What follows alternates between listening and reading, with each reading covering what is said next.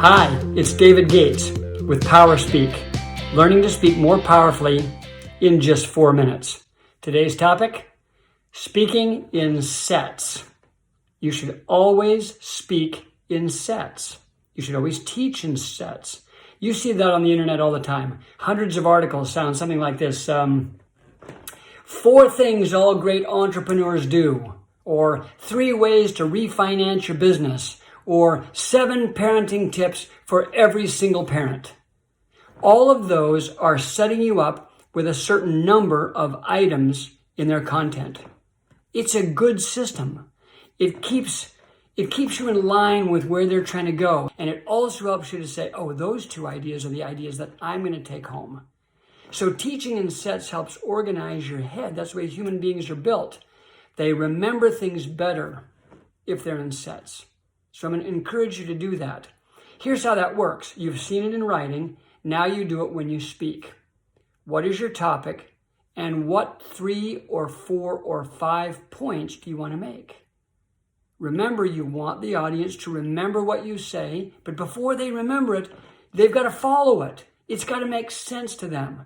So this gives you clarity. It's a tool for clarity.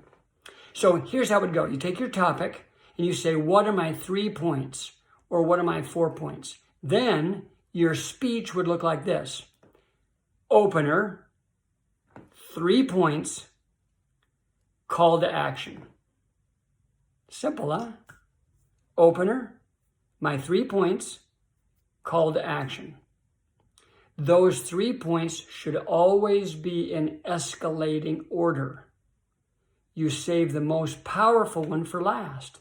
If you have 4 points, this is your starting point, this is your power point.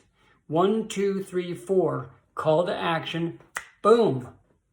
Now, let's flesh that out just one more step.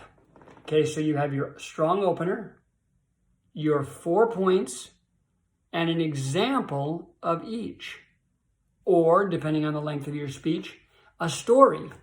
Now, if you have a relatively short time to speak, then you might take 2 and 4 and put a story with those. But you all have an example with each of these points. That fleshes it out.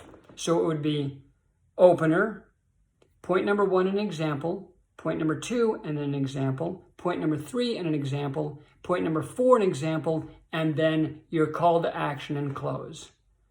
That's a pretty straightforward format for a really good speech. But keeping it in sets keeps the audience with you. I want you to make sure that when you're composing your speech, you take that into consideration as the format. Remember that people always remember better when you teach in sets, when you speak in sets.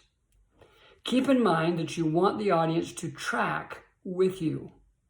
Are there some rules? Your speech should be like a bookcase. No more than 3 or 4 books, and then you've got a few chapters in each book. Depends on how long your speech is, that will govern how many things in that set and how deep you can go. Always teach in sets. Learning to speak powerfully. This is David Gates with PowerSpeak.